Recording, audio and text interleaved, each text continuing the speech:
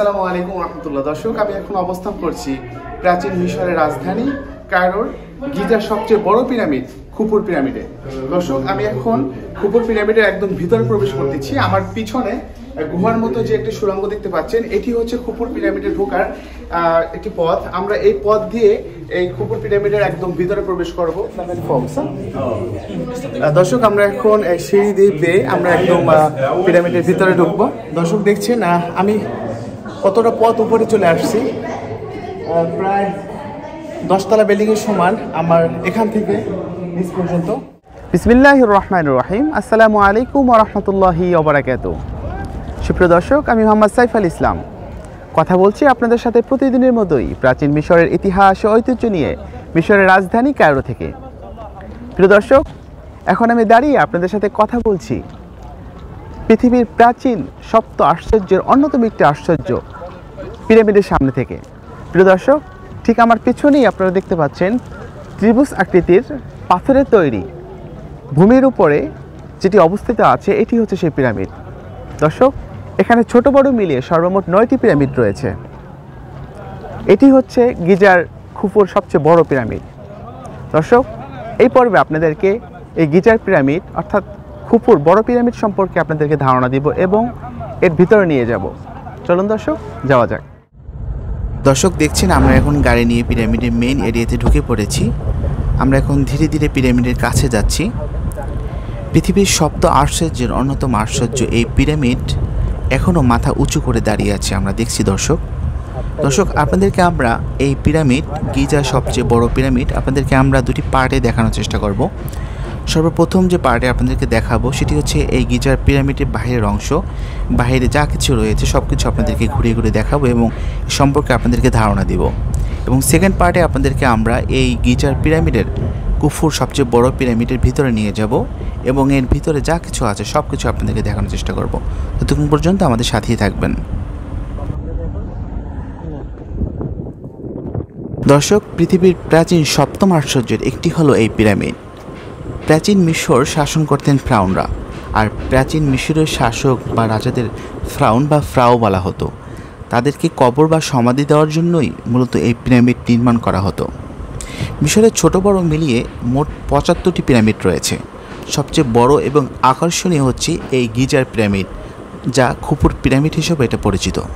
এটি তৈরি হয়েছিল খ্রিস্টপূর্ব প্রায় 5000 বছর আগে। এর উচ্চতা প্রায় 8081 ফুট। এটি 755 বর্গফুট জমির উপরে স্থাপিত এবং এটি তৈরি করতে সময় লেগেছিল প্রায় 20 বছর এবং এর শ্রমিক খেটেছিল আনুমানিক 1 লাখ। দর্শক, পিরামিডটি তৈরি করা হয়েছিল বিশাল বিশাল পাথরের খণ্ড দিয়ে, আর এই পাথরের খণ্ডের এক একটির ওজন ছিল প্রায় 70 টন, আর এর দৈর্ঘ্য ছিল 30 থেকে 40 ফুটের মতো। বলা হয়ে থাকে এগুলো সংগ্রহ করা হয়েছিল কায়রো থেকে প্রায় 800 কিলোমিটার দূরে আসওয়ান শহর থেকে।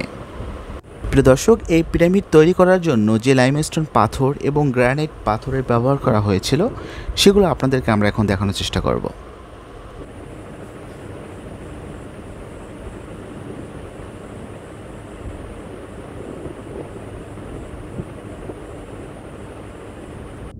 সুপ্রিয় দর্শক, আপনাদেরকে আমরা এখন সেই পাথরগুলোর কাছে নিয়ে যাব, যে পাথর দিয়ে তৈরি করা হয়েছিল আজ থেকে 5000 বছর আগের প্রাচীন ঐতিহাসিক পিরামিড। মূলত এই পাথরগুলো পিরামিডের উপরে ছিল, সেগুলো ধসে নিচে পড়ে আছে।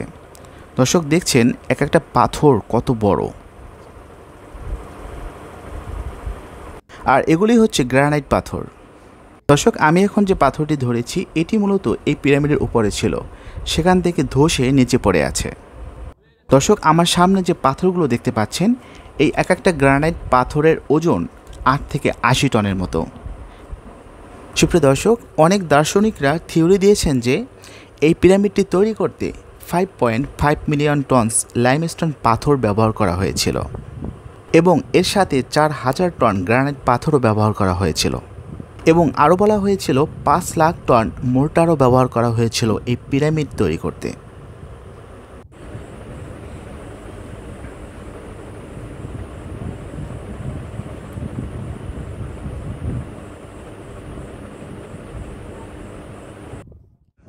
দর্শক আপনাদেরকে আমরা এখন খুফুর পিরামিডের একদম সামনে নিয়ে আসছি। দর্শক দেখছেন অনেক লোকজন লাইন দিয়ে জড়ো হয়ে আছে ভিতরে ঢোকার জন্য। দর্শক আমরা এখন খুফুর পিরামিডের একদম ভিতরে প্রবেশ করব। আসসালামু আলাইকুম রহমতুল্লাহ। দর্শক আমি এখন অবস্থান করছি প্রাচীন মিশরের রাজধানী কায়রোর গিজার সবচেয়ে বড় পিরামিড খুফুর পিরামিডে।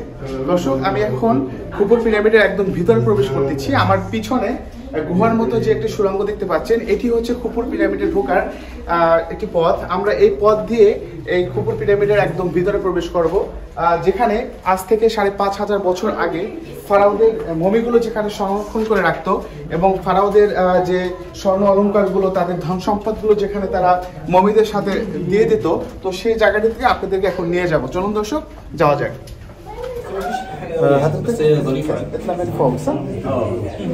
দর্শক আমরা এখন সিঁড়ি দিয়ে পেয়ে আমরা একদম পিরামিডের ভিতরে ঢুকবো। It's so tough to climb like this, eh?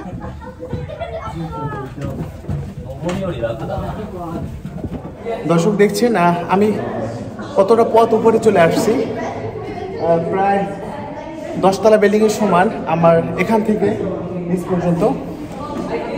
দর্শক দেখছেন আমি অনেকটা পথ উপরে চলে আসছি। আসলে পিরামিডের ভিতরে আসার পথগুলো এতটাই কঠিন, যদি কখনো আপনারা আসেন তাহলে বুঝতে পারবেন। আমি বারবার ঘেমে যাচ্ছিলাম, কারণ এখানে অক্সিজেনের পরিমাণ খুবই কম ছিল। দর্শক আপনারা এখন যে সিঁড়িটা দেখতে পাচ্ছেন, এটি হচ্ছে পিরামিডের ভিতরে চড়া একদম প্রধান সিঁড়ি, প্রধান রাস্তা বলা যেতে পারে।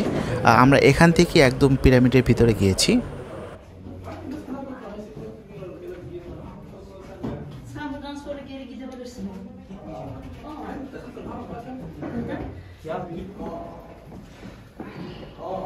حلو فوق